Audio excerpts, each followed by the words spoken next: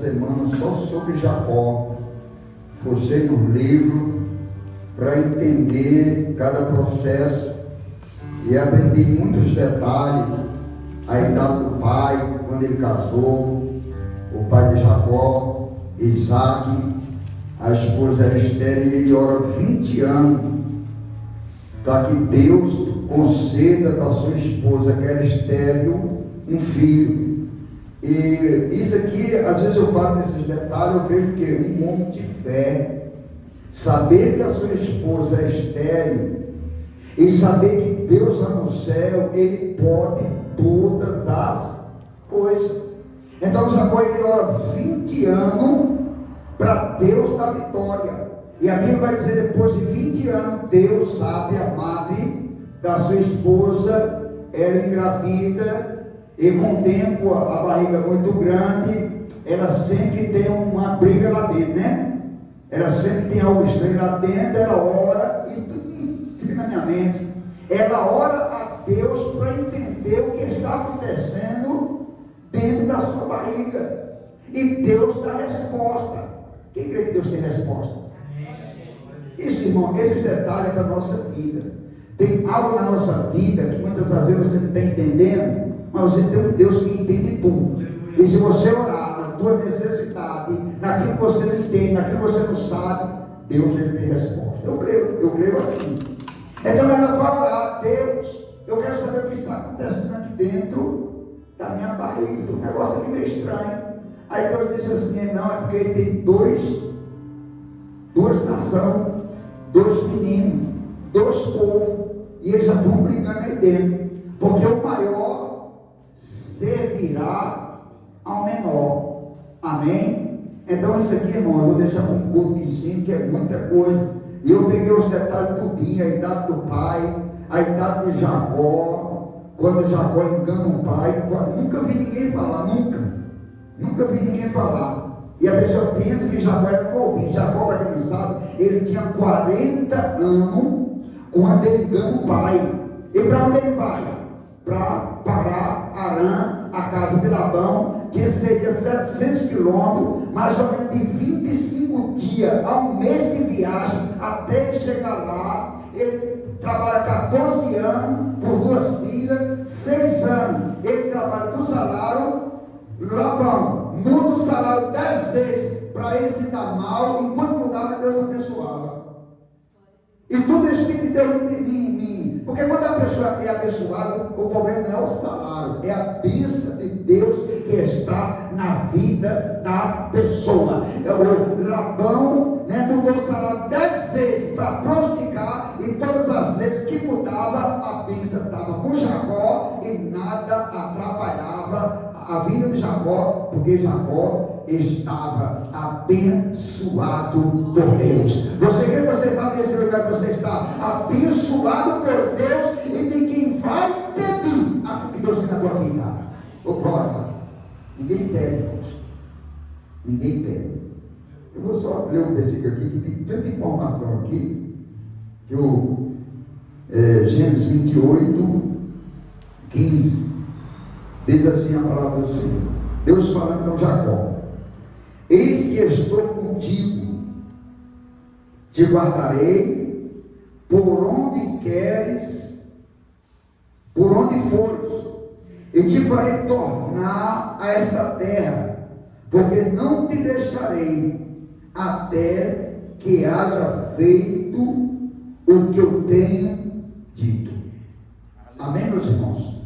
Irmãos, esse versículo aqui, Deus vai falar com Jacó, após ele sair de casa, com uma sentença de morte, mais ou menos 3 dias de viagem, pelo deserto, chega à noite, ele vai dormir, como todo mundo sabe, nesse que ele vai dormir, ele está fraco, está cansado, está com a sentença de morte, ele é um enganador, enganou seu pai, enganou seu irmão, roubou a bênção, tomou a bênção, e ele sai foragido. Aonde ele está não é favorável, ele está no deserto, há férias, há muitos animais ferozes, no estado que ele está, com a sentença de morte, apenas com a mocinha, ainda faltava mais ou menos 27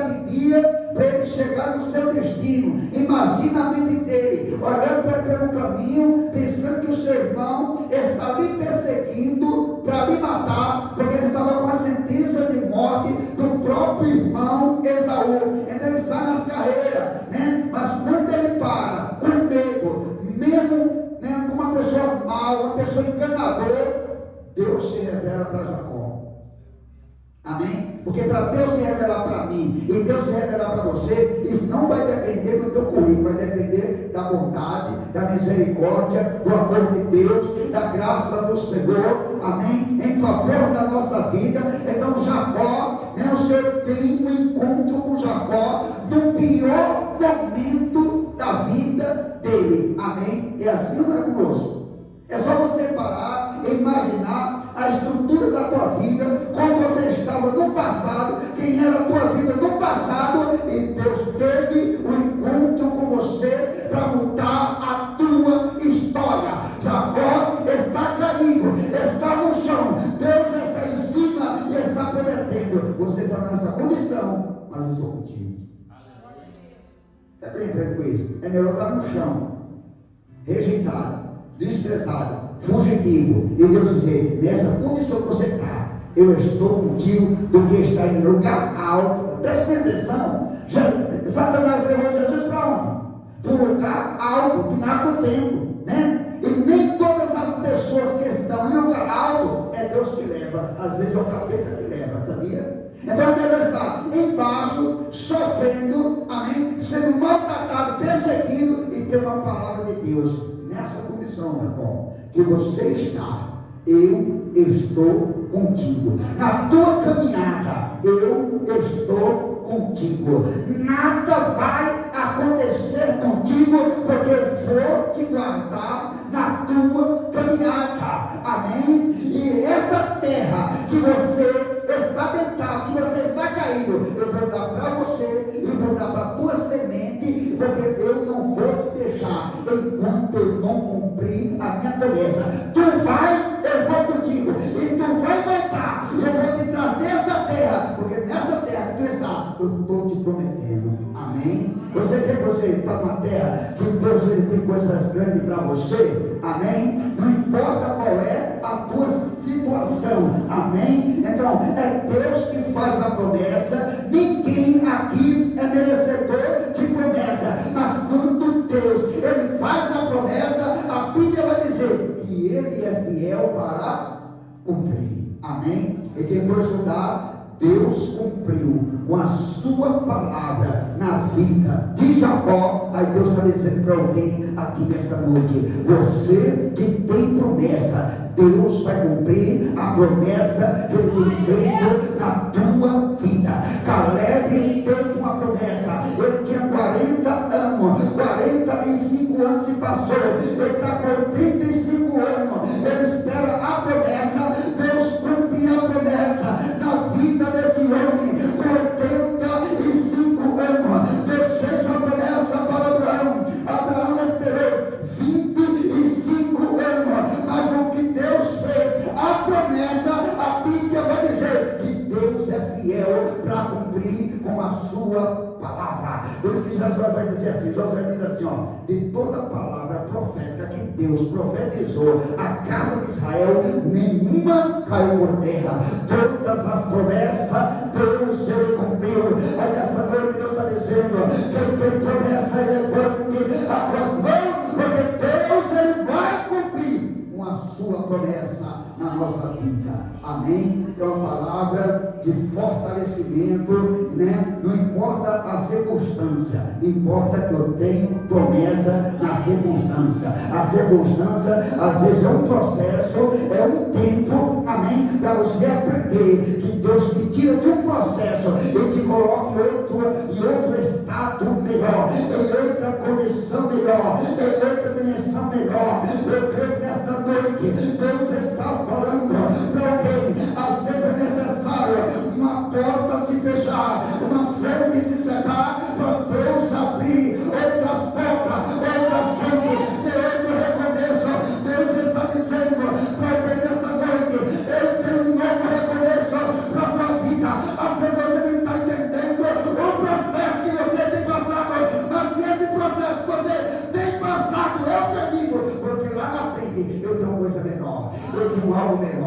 Quem crê nessa palavra, levanta a coração, sai. Glória a Deus.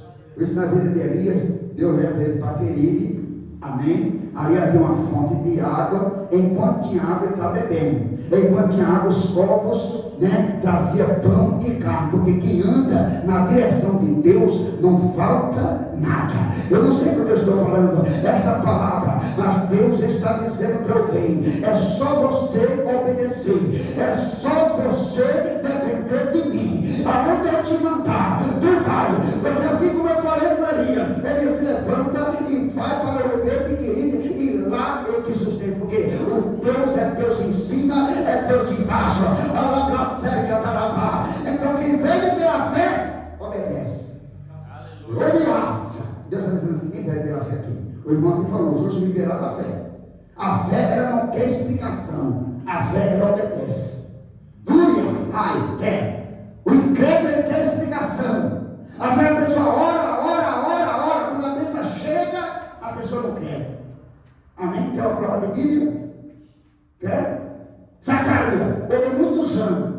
Dentro dos seus adolescentes, uma família de sacerdote, ele chegou a sacerdote, já velho, a mulher estéril, e tomou oração, ele não via nada. Depois de velho, ele tem o privilégio de entrar no lugar do santo como sacerdote, para apresentar incenso no lugar santo, a glória da oração. O anjo desce e diz assim: Zacarias, a tua oração foi ouvida. Você vê que Deus tem resposta? Zacarias, a tua oração foi ouvida. Isabel, tua mulher, é estéril, mas Deus vai curar, Deus vai dar um filho, o nome dele é João Batista. Sabe o que Zacarias fala? Um homem santo, um homem puro, um homem irrepreensível. Como vai acontecer isso? Se eu sou velho e minha esposa é adiantada em idade. Sabe o que Deus disse? Eu sou Gabriel, eu assisto diante de Deus, eu sou enviado para te falar essas boas novas, porque você não crê, fica mudo. Agora o sacerdote, ele não pode mais ministrar para ninguém, fica mudo. Por causa da sua incredulidade, ele fica mudo e não pode mais ser um canal de bênção para ninguém. Ele tem que sair do seu lugar, porque ele está mudo. E o anjo diz assim: enquanto ele não nascer, por causa da incredulidade, você vai ficar mudo. O que é isso? Uma disciplina, uma correção, um castigo. Ficou mudo, a língua prendeu, porque Deus não quer prender, ele prende. Até a língua ele prende. Quando Deus quer prender, ele prende. Amém? Quando Deus ele quer disciplinar, ele disciplina. Então, Zacarias, ele teve que ficar mudo até a criança nascer, para ele aprender. Quando pedir, como diz a Bíblia, peça com fé. Que Deus vai dizer: aquele que se aproxima de Deus, creia que ele existe, que ele é galardoador daquele que o busca. A diabo vai dizer assim: peça, porém, com fé, não duvidando. Quem duvida é semelhante às ondas do mar. É levada para aqui, é levada para lá, não sabe o que fica, não sabe. Mas quem tem fé, ele só sai para a vitória. Glória, chega, Belavá. Aí Deus está dizendo: você tem fé para sair com a vitória hoje? Olha a tua necessidade. Ver um trabalho simples como esse, os Narashikarai, Deus estava dizendo assim: se você crê, tem mudança para a tua vida. Eu não conheço o vosso coração, eu não conheço as vossas necessidades, eu não sei as vossas interrogações que pede e murmura: Senhor, porque isso, Senhor, porque aquilo. Aí Deus está dizendo: para de murmurar, busca com propósito a tua vitória, e tu verás que eu sou Deus na tua vida para agir, porque eu sou Deus de longe, sou Deus de perto, e eu visito os teus. Porque tem pessoas aqui que estão com preocupação, com famílias que estão em outras terras, a palavra da Santa está dando com muita saudade. Aí Deus está dizendo: toca os teus joelhos e clama por essas vidas, porque eu posso visitar e realizar uma grande obra. Naravaceda e Navaceda. Aleluia. Hoje a abertura é sobre oração. Amém?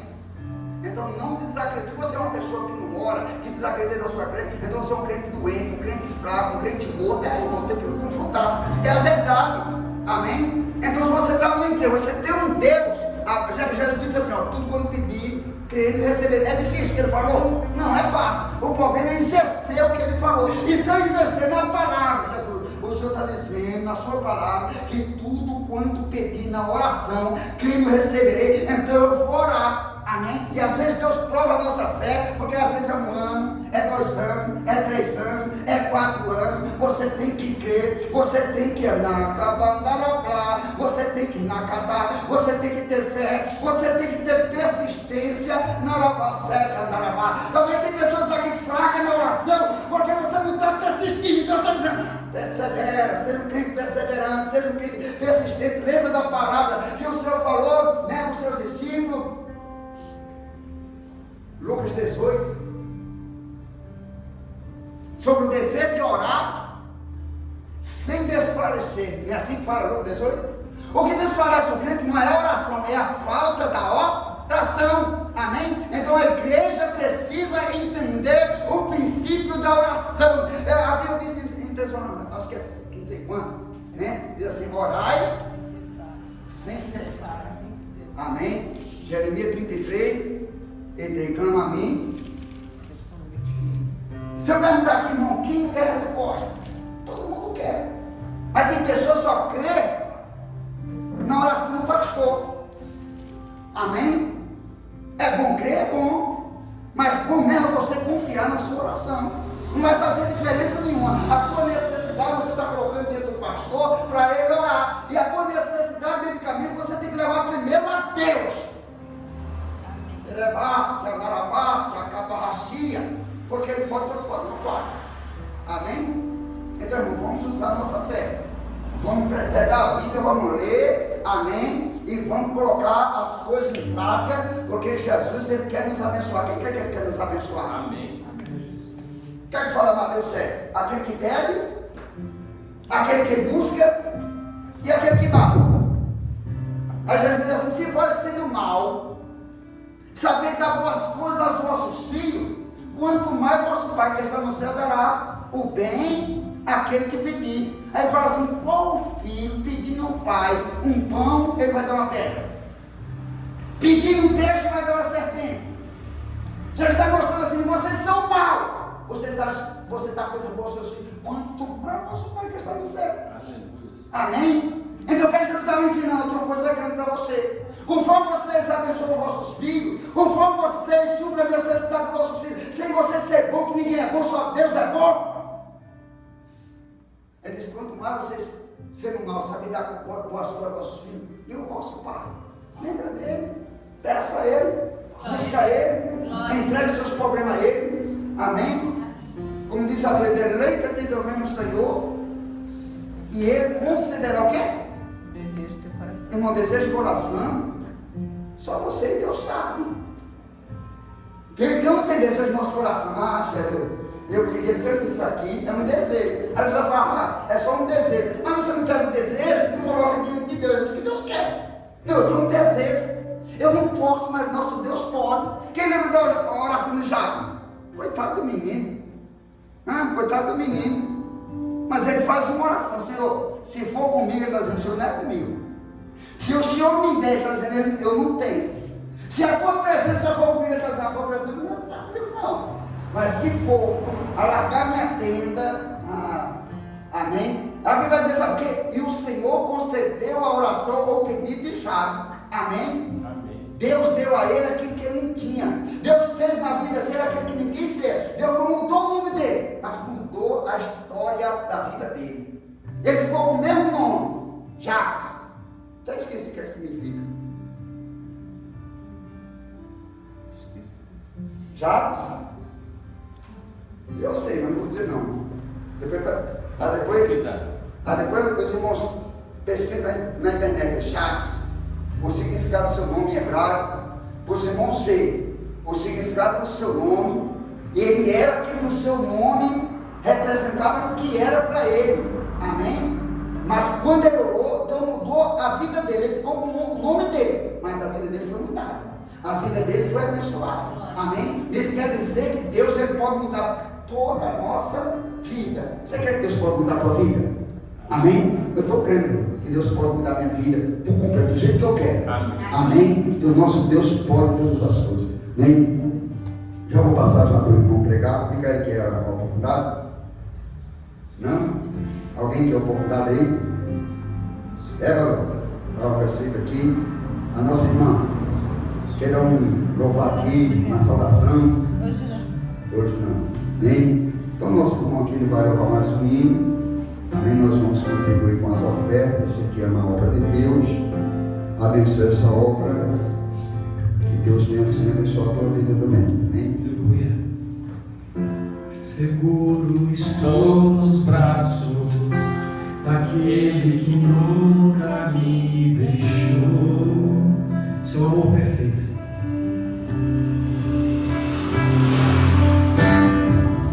Seu amor perfeito sempre esteve repousado em mim.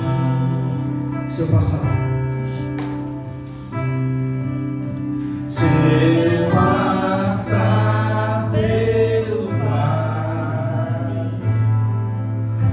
acharei conforto em teu amor. Pois eu sei que és. Pois eu sei que és aquele que me guarda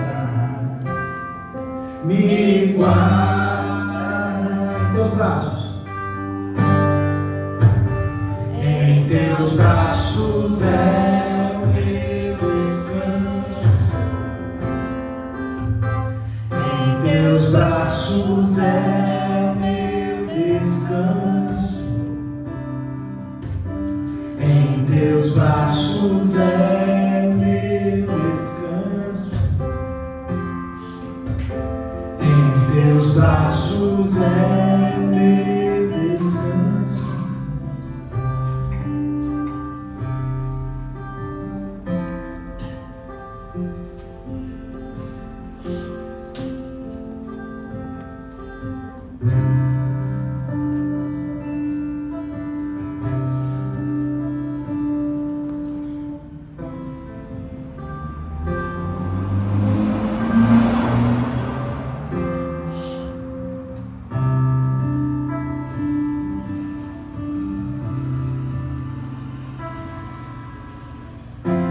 Recai em tua graça, recai de novo em tuas mãos.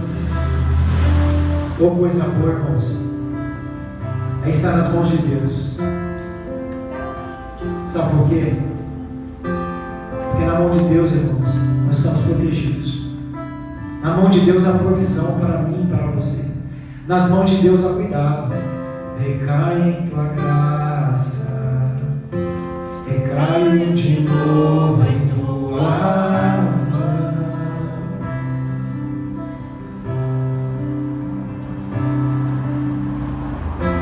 Recai em tua graça, recai de novo em tuas mãos.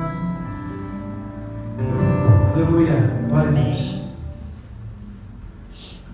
Amém. Continua o louvor, irmão. Fecha teus olhos. Vamos orar a Deus. Vamos pedir a Deus que essa noite Ele fale com cada um de nós. Seguro estou nos braços daquele que nunca me deixou.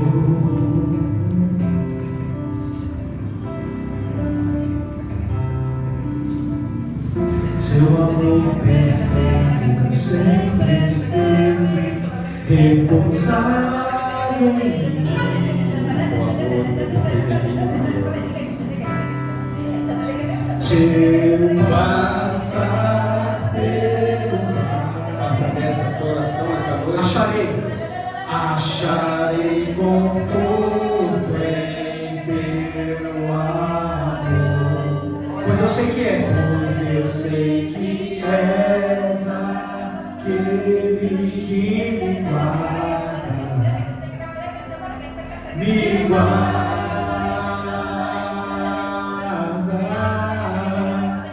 Em teus braços é meu descanso. Confia nisso, meu irmão. Em braços é o meu descanso.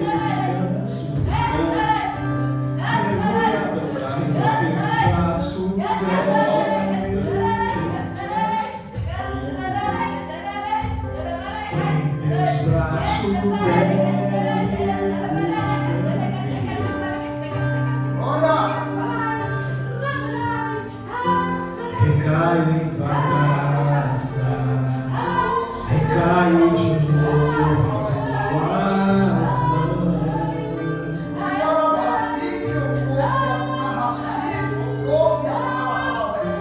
Recaio em tua graça, recaio de novo em tuas mãos. Um toque mais puro, um toque mais puro. Um toque mais puro, o amor mais seguro que senti. Sim, Toque mais puro. seu toque é suave, Senhor. Sim, Deus. Um toque mais puro, Toque mais puro. o amor mais seguro que senti. Que essa seja a nossa oração nessa noite. Que a graça de Deus caia O sobre toque nós. mais puro, o amor mais seguro que senti. Sim, Deus. Maravilha, Senhor. Amém? Depois dessa pregação do pastor Wilson aqui, fica difícil. Irmãos, nós temos uma promessa na nossa vida. Infelizmente, por conta de tudo que a vida nos traz no dia a dia, a gente acaba esquecendo dessas promessas. A gente acaba esquecendo que o nosso Deus é um Deus de amor, é um Deus de promessa, é um Deus galardoador. E que o galardão de cada um de nós está garantido. O problema é que a nossa pequena fé, ela nos afasta de Deus, ela nos afasta da oração. E oração é a chave de tudo, fé e oração. O ano passado eu e a Eliana estávamos em tratamento em Deus e fomos passar uns dias na casa de um pastor lá na cidade de Itupé. E chegamos num dia, 2 dias depois ele falou: olha, vamos ter uma vigília.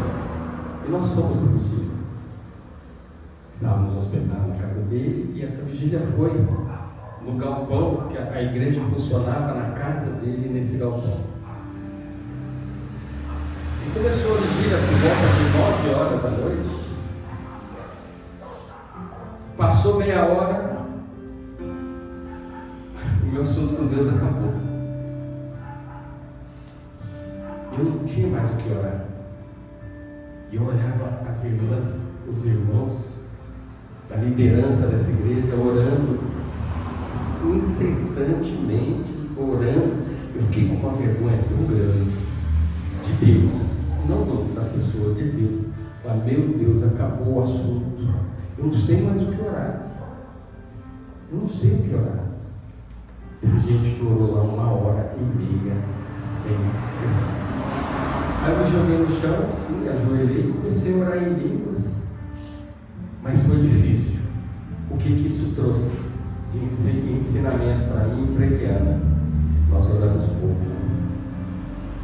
Nós tiramos pouco tempo para Deus no nosso dia a dia. E Deus então nos tratando, fomos para a casa desse pastor para ser tratados. E lá Deus nos deu esse entendimento. Nós oramos pouco. Pastor Wilson acabou de falar. Nós oramos pouco. E se ora pouco, a sua fé diminui. Então temos que pedir a Deus que aumente a nossa fé. E que nós tenhamos mais fervor na palavra de Deus. A gente busque mais a palavra de Deus. Amém? O irmão estava louvando aqui e veio no meu coração uma passagem, não precisa abrir não, está em 2 Crônicas, capítulo 20, o verso 15, a parte B. Assim vos diz o Senhor: não temais, nem vos assusteis por causa dessa grande multidão, pois a peleja não é vossa, mas de Deus. Amém? Deus peleja por nós. Deus peleja por nós. É que nós temos uma fé muito pequena, igual Pedro. Quando Pedro pede a Jesus assim, ó, então mande que eu ande até o Senhor. Jesus estava andando sobre as águas, e Pedro disse, mande que eu ande. Jesus, venha. A hora que Pedro começou a tirar os pés, e como eu estou nesse tapete aqui, quando ele começou a tirar os pés de uma estrutura a qual ele confiava, que ele conhecia, era um homem talhado no mar, era um homem que foi criado dentro de um barco, um pescador. Quando ele sai da zona de conforto dele, de uma base em que ele confiava e ele conhecia, ele desce,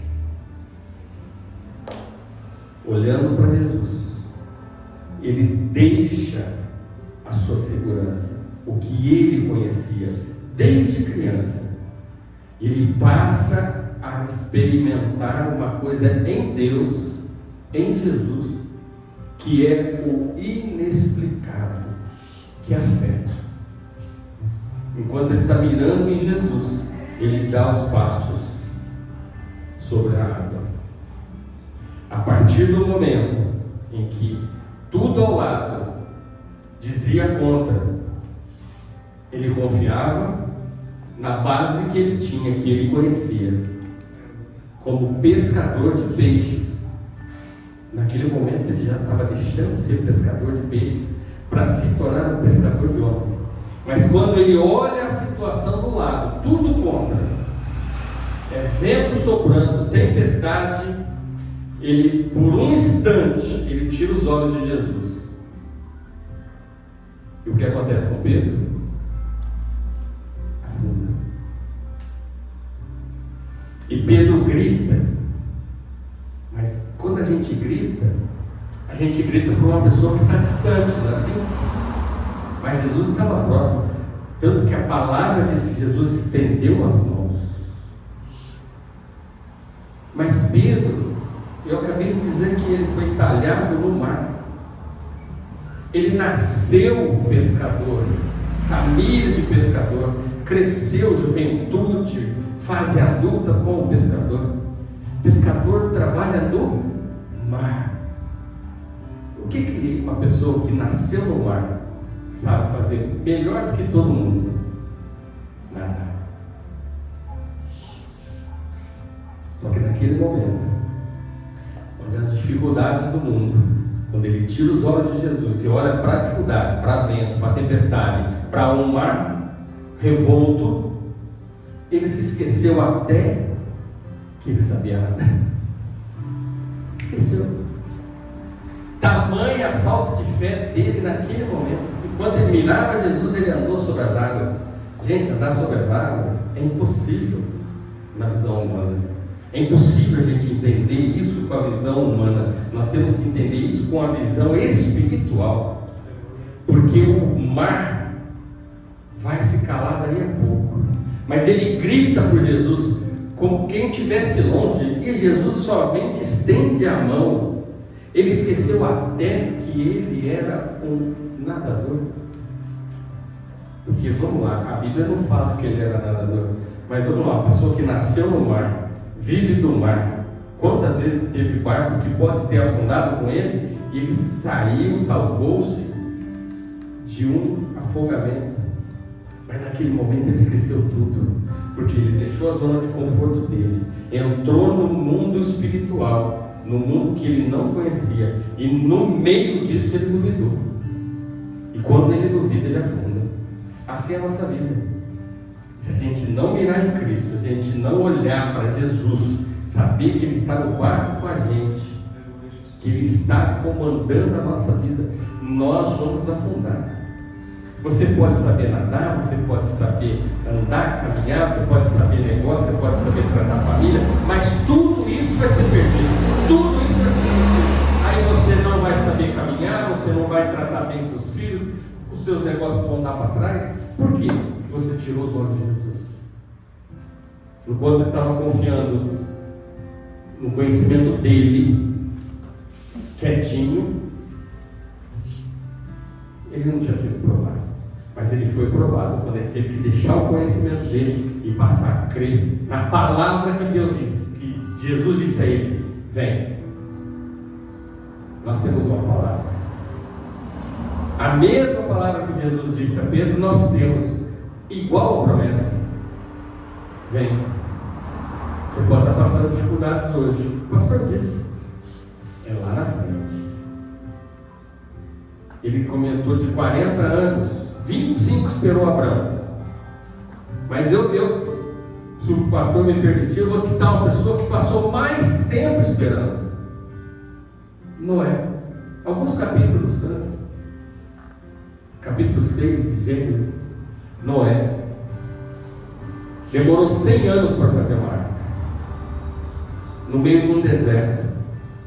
Não tinha rio, não tinha mar, não tinha nada.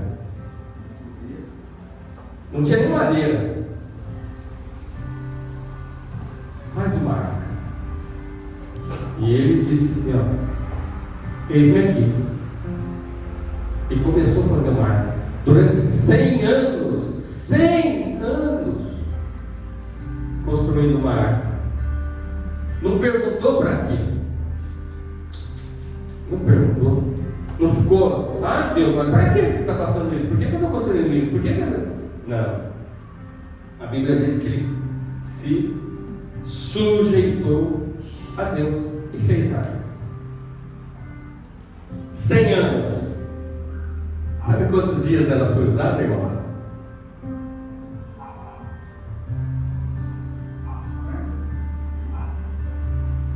Foi um pouco mais, entre 45 e 50 dias.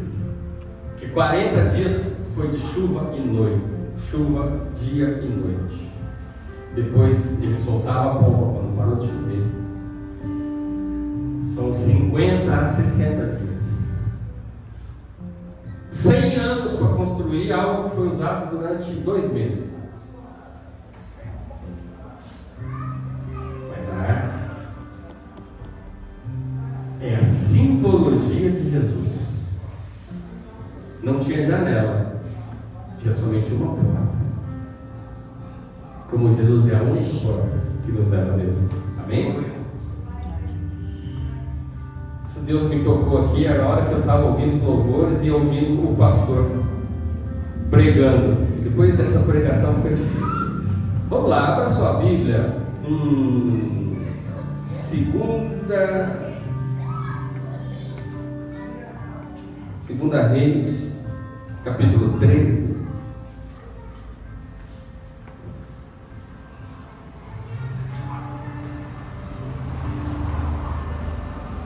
Amém? Todos acharam?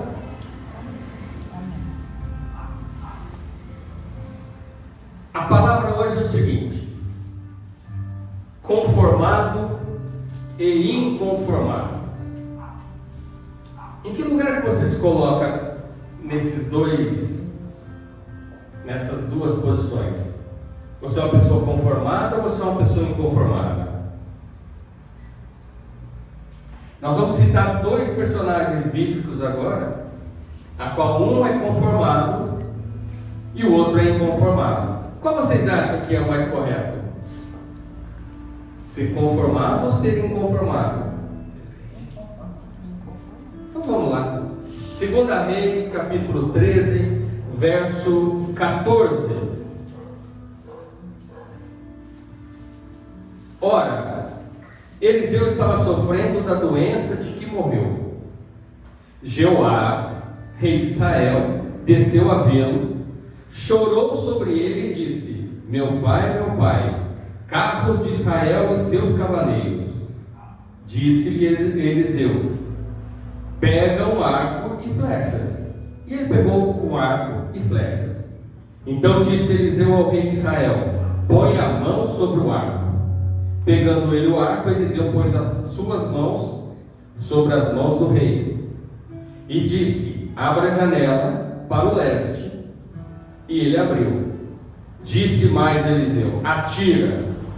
E ele atirou. Prosseguiu Eliseu: a flecha do livramento do Senhor é a flecha do livramento contra os sírios.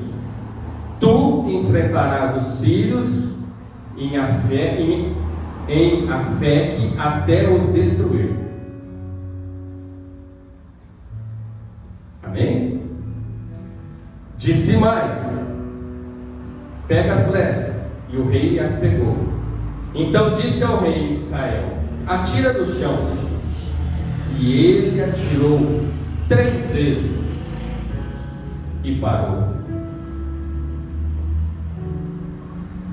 O profeta estava morrendo, o rei vai visitá-lo, estava em guerra contra os assírios, ele disse: abra a janela para o leste. Ele abriu, atira a flecha, ele atirou. Obedeceu o homem de Deus. Logo após ele disse: então pega agora a aljava cheia e atira flechas no chão. E ele atirou a primeira, atirou a segunda, atirou a terceira e parou. A aljava estava cheia. Aí o profeta diz a ele: o homem de Deus se indignou muito contra ele e disse: 5 ou 6 vezes deverias ter atirado, então terias derrotado os sírios até os destruir. Agora, porém, só 3 vezes vencerá os sírios. O rei parou, conformado, atirou 2, atirou a terceira. Gente, se fosse um fuzil, o profeta fala: atira, tem certeza que ele teria atirado, né? Depois atira para o chão, aí ele teria atirado até descarregar. Mas não, ele parou no 3. É aí que nós paramos com as nossas bênçãos. Nós não tomamos posse de tudo. E o profeta ficou extremamente irado e disse: porque parou no 3, vai vencer somente 3. Se tivesse lançado 5 ou 6, teria derrotado em definitivo os filhos. Mas ele se conformou, irmãos. Ele parou, achou que estava bom. Não perguntou para o profeta: já está bom? Parou, assumiu o risco. E o homem ficou extremamente indignado. Aí, se você lesse esse texto sem essa minha observação, você fala: não, ok, ele fez correto, tirou 3. Mas o profeta ficou muito bravo. Nunca tira só 3. Você tinha uma aljava cheia. Se eu estou mandando, um homem de Deus está mandando, é porque Deus está mandando. Você não devia parar, você devia gastar todas as flechas. Ele fala 5, 6, talvez tivesse 5 ou 6 aljavas, não se sabe, mais 5 ou 6. Mas o fato é que ele parou. Ele achou que estava bom, se conformou. E agora nós vamos ver um inconformado, que é mais exemplo do que esse conformado. Abra lá em Juízes, capítulo 6.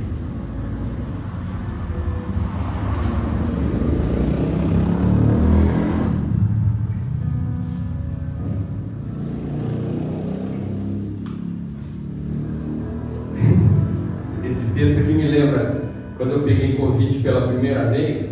Ele afeta a memória. Alguém aqui teve Covid? Levanta a mão. Vocês tiveram problema de memória em sequência? E eu encontrei com uma pessoa e Deus tinha dado uma palavra para mim: fala de Gideão, o fulano. Só que eu peguei Covid, só fui encontrar essa pessoa algum tempo depois. Parei na frente dele, eu tinha uma palavra para te dar, e não lembrava nem a passagem e nem o personagem. Eu procurei em Juízes, em Reis, eu procurei em Crônicas, e vinha Josué na cabeça, e eu realmente não lembrei, passei em branco, não dei a mensagem para essa pessoa. Talvez alguém tenha dado, né? Porque Deus deu uma ordem, você não cumpre, Ele usa outra. Ele pode ter usado outro. Mas eu lembro que eu tentei lembrar, pastor, Gideão. Eu pegava a Bíblia online para pesquisar, eu não lembrava o nome, nem tampouco a passagem, nem o capítulo, nem o livro. Mas vamos lá. Juízes capítulo 6, verso 11. Alguém aqui já teve um encontro assim com um grande pregador? Assistiu na televisão, alguma coisa assim? Eu e o pastor fomos semana passada ver um homem de Deus, um grande homem de Deus. A gente fica até assim, ó, boca aberta, né, pastor? Tamanho conhecimento. Agora vocês imaginem um homem encontrar face a face com um anjo. Você consegue entender o que é isso? Um anjo. O pastor até citou o anjo aqui agora, há pouco, que disse a Zacarias: eu sou Gabriel. Nesse caso, você imagina, esse era um sacerdote, estava entrando no santo, não no santo dos santos, mas no santo, lugar santo, no turno dele, para acender incenso, para ver se a menorá estava acesa, repor o óleo, todo o papel do sacerdote. Agora imagina um camponês, Gideão, encontrar com um anjo. Você imagina um anjo encontrar com você? Qual que seria a tua reação? Com o pregador que a gente encontrou, a gente já ficou assim, né, pastor? Maravilhado. Você imagina encontrar com um anjo, o enviado de Deus, um mensageiro. Anjo significa mensageiro. O anjo do Senhor veio e assentou-se debaixo do carvalho que está em Ofra, que pertencia a Joás, o Abiesrita, onde Gideão, seu filho, estava malhando trigo num tanque de prensar uvas, para o esconder dos midianitas. Ou seja, ele estava malhando trigo no lagar. Quando o anjo do Senhor apareceu a Gideão, lhe disse: o Senhor é contigo, homem valente. Gideão lhe respondeu: ai, meu Senhor, se o Senhor é conosco, preste atenção, aqui está o inconformismo. Ele encontrou um anjo, e ele já sai batendo no peito do anjo, e diz: ah, Senhor meu, se o Senhor é conosco, porque tudo isso nos sobreveio, e que é feito de todas as suas maravilhas que nossos pais nos contaram, dizendo: não nos fez o Senhor subir do Egito, mas agora o Senhor nos desamparou, nos entregou nas mãos dos midianitas. Irmãos, esse homem estava inconformado, cobrando a Deus as promessas que ele havia feito aos pais, aos seus antepassados, e dizendo: porque tudo isso nos sobreveio. Um espírito de quê? Um espírito de reclamação, de inconformismo, de lamentação, de lamúria. Ah, mas não era para acontecer um monte de coisa boa? O Senhor tirou nossos pais do Egito. Nós temos então aqui um homem inconformado, mas que lá nós havíamos visto um homem que se conformado. flechas. Tá bom. Aqui nós vemos um homem que diz assim, ó, cadê tuas promessas? Por que o Senhor deixa os midianitas vir sobre nós? Verso 13, o Senhor olhou para ele e disse, vai na tua força e livra Israel das mãos dos midianitas. Não te enviei eu? Aí, presta atenção no verso 15. Respondeu-lhe Gideão, ai Senhor meu, com que livrarei Israel? A minha família é a mais pobre de Manassés, eu sou o menor da minha família. Tornou-lhe o Senhor, eu serei contigo, e tu ferirás os midianitas como a um só homem. Queridos, eu vejo duas pessoas, uma que se conformou, era o rei, estava numa posição de comando. A pergunta é, ele tinha unção? Ao passo que quando ele chega para Gideão, um lavrador, que estava acovardado, malhando trigo no lagar. Sabe o que significa isso, querido? Estava fora do lugar. Fora do lugar. Um homem fora do lugar foi Adão. Um homem fora do lugar está no pecado. Um anjo fora do lugar é o demônio. Satanás caiu, saiu fora do seu lugar. Mas o que significa? A colheita naquela época era assim, eles plantavam trigo e havia um campo, a eira, para que eles malhassem o trigo na eira, no eiral. E para fugir da pressão e do furto dos midianitas, Gideão teve a brilhante ideia de ir no lagar, do lado de lá, atrás do parreiral, e malhar o trigo lá, para não ser surpreendido, para não ser roubado. Só que numa dessa, queridos, vinho na Bíblia significa o quê? Alegria. Ele perdeu a alegria. No lugar de ele estar se alegrando, de alegria, ele estava trabalhando, estava em sofrimento, ele estava acovardado, ele estava fugindo.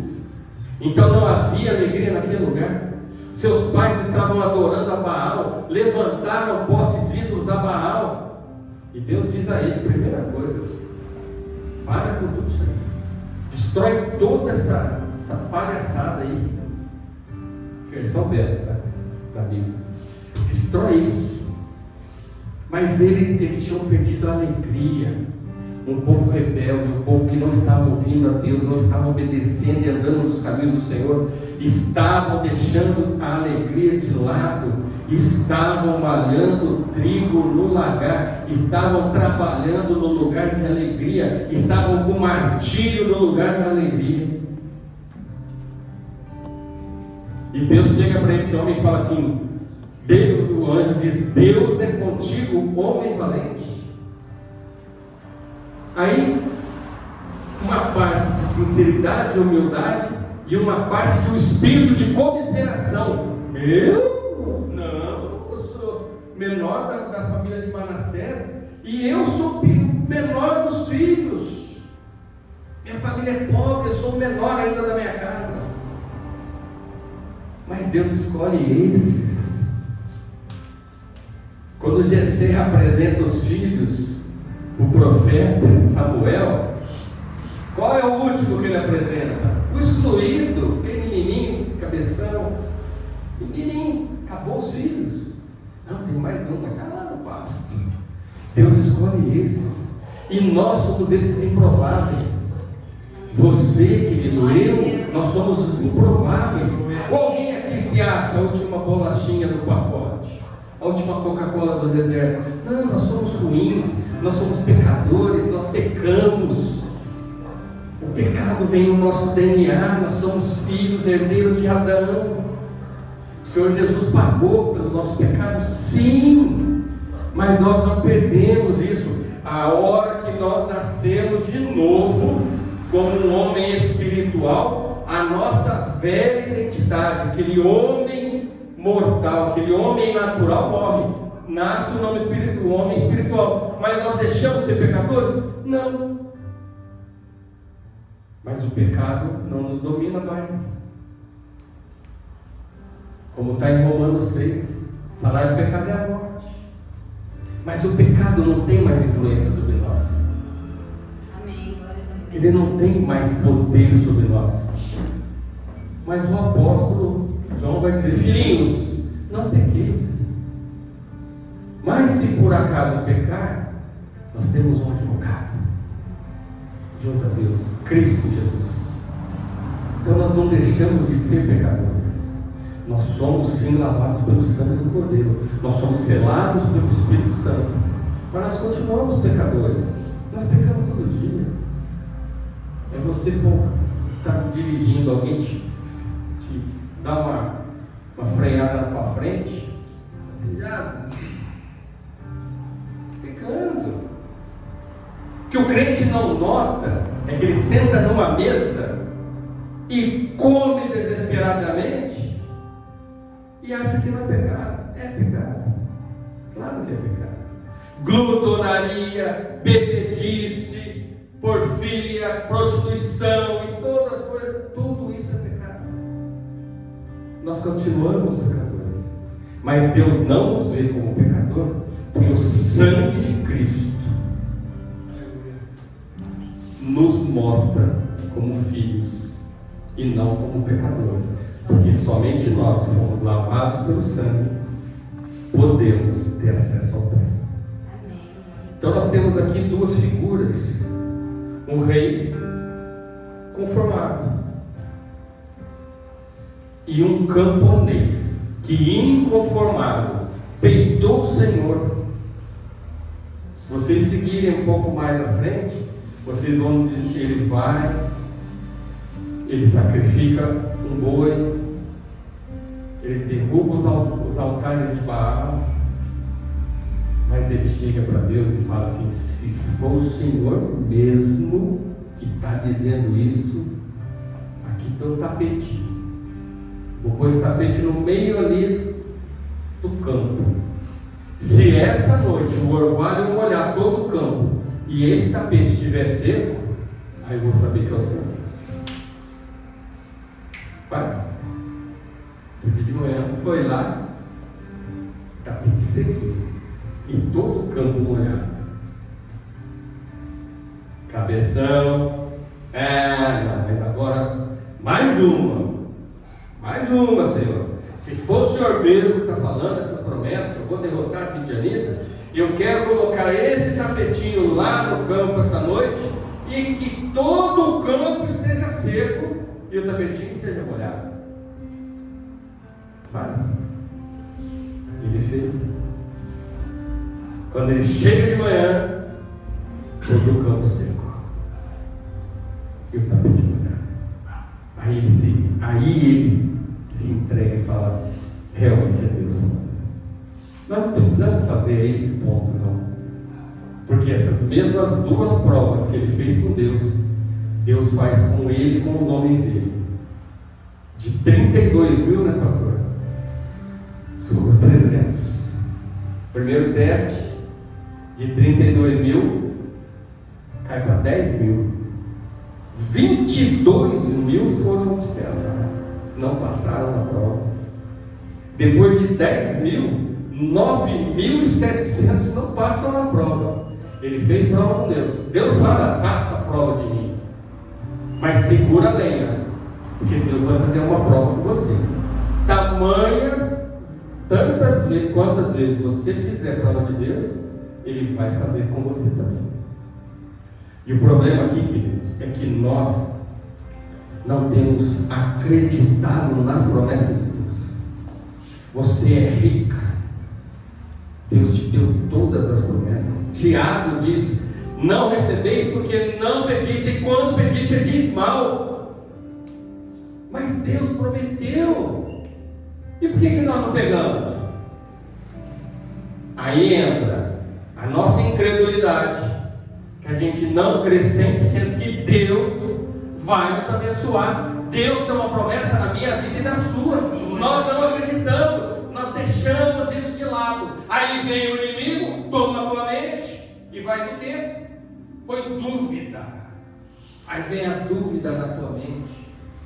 E quando vem a dúvida, gente, aquela vozinha aqui e a vozinha aqui. Tem um celular num balcão bonito, tem ninguém. A vozinha vem e fala assim: pega que não tem dono. O vozeirão: pega que não tem dono. E tem uma vozinha que está lá dentro falando assim: ó, não é teu.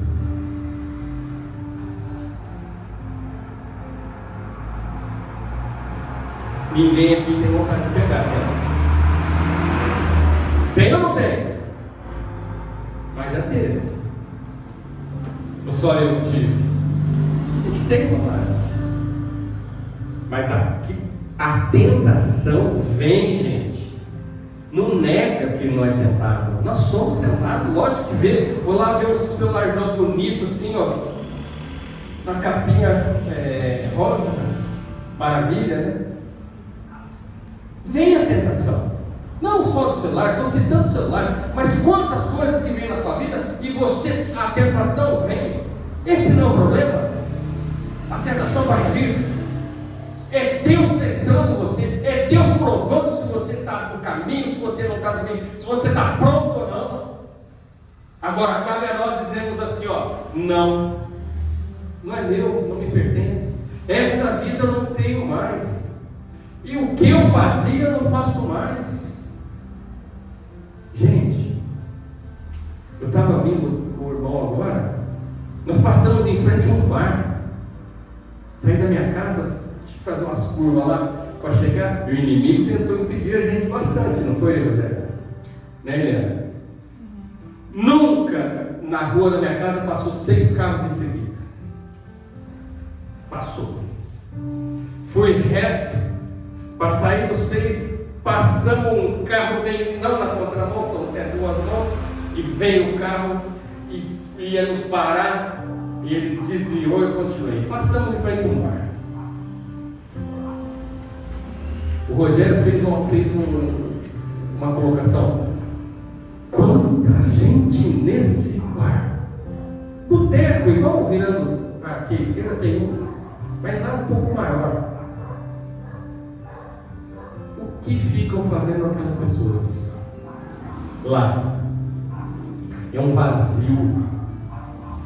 Deus deixou em nós uma porção dele que só encaixa ele, não encaixa outra forma. É exatamente a medida de Deus, a porção que ele nos colocou da eternidade é o que cabe e nos preenche. E eles estão procurando coisas que eles não vão achar naquele lugar.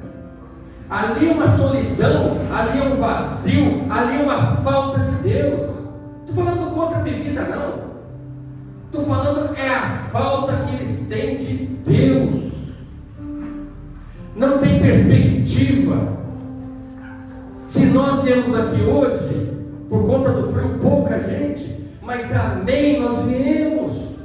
Nós estamos buscando, nós estamos apanhando da vida, Deus está fazendo prova da gente, mas nós estamos firmes. Você cai, levanta. Tem um pastor para te ajudar, tem um irmão, um obreiro para te dar a mão, para te ajudar. Tem Deus para te ajudar. E aquelas pessoas estão vazias, estão sentadas, encostadas numa parede, uma garrafa, e ele pega aquela garrafa, não é pela bebida, é pela companhia. Aquela bebida faz a companhia que Deus está faltando na vida dele. E nós não temos esse problema.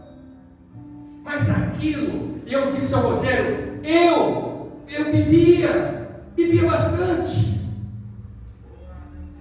mas nunca perdi a linha, nunca ofendi, nunca briguei, mas eu tinha essa mesma solidão, essa mesma falta de Deus. Nós fomos num casamento o ano passado, eu vou contar para vocês, foi assim uma experiência única, e Deus foi ministrando em mim, na Eliana. fomos em 3 casais para Franca num casamento. Ela convertida, alguns anos, divorciou-se, conheceu um rapaz que nunca se casou e foram. Ele também não era convertido. Depois de algum tempo resolveram casar. Ponto. Ela convertida há 10 ou 15 anos e ele recém-convertido. E eles vieram para Ribeirão. Ô pastor, se eu quiser ir mais lá para Franca, eu falei, não. Quem me colocou juiz? Não. Vocês têm o pastor de vocês. Vai conversar com ele. Se não está bom nessa igreja, não é igreja, é você que não está bem. E fomos nesse casamento. Maravilha, o pastor Leandro fez uma cerimônia linda. Final de tarde, na chácara, o pastor morava numa chácara, uma cerimônia linda. Coisa linda. E fomos para a festa. Os convidados do noivo jogavam bola com ele. E ele comentou um dia aqui comigo, falou: você acredita que às quintas-feiras eu jogo bola com o pessoal há 10 anos e a gente não pode faltar. E depois é uma festa assim, bebida, churrasco, e aí rolam umas conversas. Eu falei: e você, como que você se sente? Ah, não me sinto muito bem. Eu fico lá, quando muito tomo uma cerveja de lata e eu quero ir embora para ficar com a minha mulher, com a noiva até então. Então a maioria dos convidados dele, gente do mundo. Os convidados dela, da igreja, legal, só que o filho dela no mundo, a nora do mundo, legal. Não vimos isso. Começou a festa, estava tocando uma musiquinha boa, petice. Peguei a Eliana e falou: dançar. Dançamos uma música, 2. Começa funk. Não tenho condições de falar letras dos funks aqui. Não falo nem dentro da minha casa, muito menos no altar de igreja. São impronunciáveis. Vocês não acreditam. É uma pornografia narrada numa música de funk. E aquilo começou a incomodar. E o povo começou a beber. E beber. Em demasia. Demasiadamente. Muito. E o noivo, com todos os amigos do mundo, eu vi cena lá, um deitar, o outro fica com um litro de uísque jogar na boca. E aqui foi incomodando, vamos embora. O Jesus já não está mais aqui, não está presente. Já a baixaria tomou conta. E Deus ministrou em mim. A pessoa estava com um copo na mão. As mulheres de vestido de festa é igual, todo lugar. Aí para ter mais liberdade, elas pegavam o vestido assim, atrás e amarravam de lado assim, para poder dançar. E dançando, não cai uma gota. E dança, mas tem uma habilidade para não cair uma só gota. E dança. Falei: Deus, o que eu estou fazendo aqui? Preciso ir embora rápido. Ele falou: E não tinha servido a janta ainda. calma, não tinha servido a janta. E cliente, nós estávamos lá desde a 1 da tarde, o casamento foi às 3. Isso já era 8 da noite. Vocês imaginam a fome, irmãos.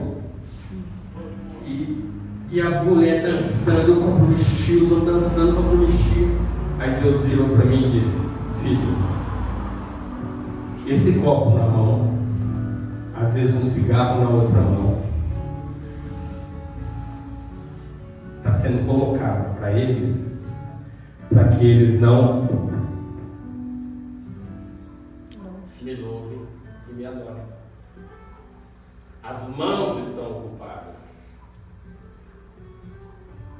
O vazio que eles têm na alma não é esse copo que preenche, não é o cigarro que preenche, não é nada que preenche, é somente Deus que preenche.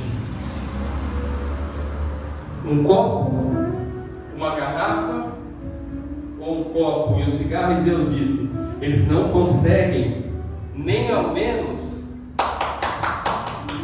celebrar a vida. Estão malhando trigo no lagar, ao invés de estar desfrutando das promessas que Deus tem na vida de todos. Basta simplesmente aceitar Cristo. Essa é a promessa. E nós temos as promessas. Não de ter carro bom, de ganhar dinheiro aqui. Nada disso. A nossa vida não é aqui. É lá, com o Pai, para a eternidade. Mas não significa que você só vai sofrer aqui. Você vai passar por vales, mas você vai aos montes.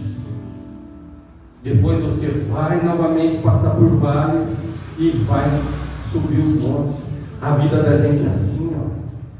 Ninguém é assim. É igual um eletrocardiograma. Se ele fosse reto, o que acontece? Amor. O que acontece? Por isso que nós vivemos de montes e vales. Montes e vales. Nós passamos por isso, porque a nossa promessa não é aqui. Hoje, alguns de vocês vai estar no vale. Alguns de nós vai estar no vale. Mas não é porque você é pecador, não é porque você é mau, não é por causa disso não. É porque Deus está fazendo prova de você. A mesma prova que Gideão fez, e depois Deus fez a prova com ele. Você fez em algum momento, você não passou numa prova. Nós começamos a vida cristã, eu não nasci em berço cristão. Eu fui converter, eu não vou falar velho porque eu não sou velho, né? 40. Com 40 e tantos anos. 45 o outro passou, né, pastor? O meu mais um pouquinho mais. Comecei uma caminhada com Deus. Fiquei bom naquele dia? Não, fui salvo naquele dia. Hoje eu tenho autoridade para subir aqui pela caminhada. A autoridade não é minha, a autoridade é de quem me enviou.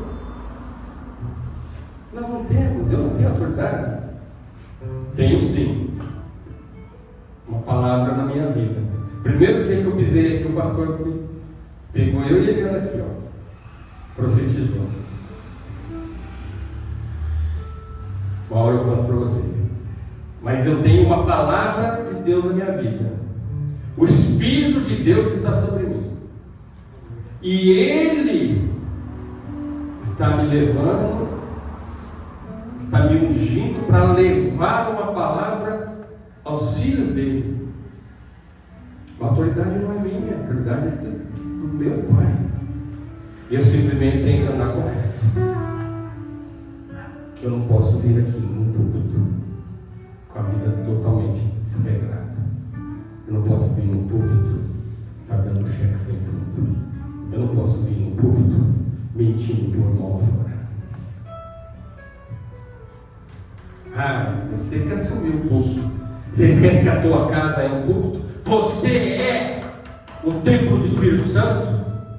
Se você está desonrando o templo, é a mesma coisa que desonrar que o púlpito. Porque o templo do Espírito Santo não pode ser desonrado. A caminhada do dia da conversão, caminhada. Deus testou. Pum! Caí. Não passei na prova. Começa de novo. É igual exame de carro. Quem já tirou carta aqui? Reprovou? Faz tudo de novo. Aprovou? Beleza. Agora é de moto. Não passei? Volto. Deus é um caminhar direto. O nosso Deus é um Deus de propósito, é um Deus relacional, é um Deus que vai caminhando. A nossa vida com Deus é um caminhar e não vai ter fim. Vai, né? O dia que a gente adormecer ou morrer, é a mesma coisa. Aí acaba a tua jornada. Mas enquanto estiver na jornada, vai ter vales e vai ter montes. Vai ter propósito, vai ter provação, vai ter palavra, vai ter humilhação, vai engolir o choro, vai engolir a humilhação e vai melhorar a cada dia. Nós temos que melhorar a cada dia. Ninguém nasceu pronto. E não é porque eu estou pregando, o pastor está pregando, gente, não é melhor que ninguém. Nós pecamos igual a vocês. Só que eu não vou sentar naquela mesa do bar com as costas para a parede, com aquele vazio, tomando algo na mão, uma bebida. Tem gente até que estava tomando Coca-Cola, tá bom? Lá. Poucos. Mas tem um vazio. A pessoa não tem o costume de orar, não tem o costume de ler a Bíblia, não tem o costume de se sujeitar a Deus.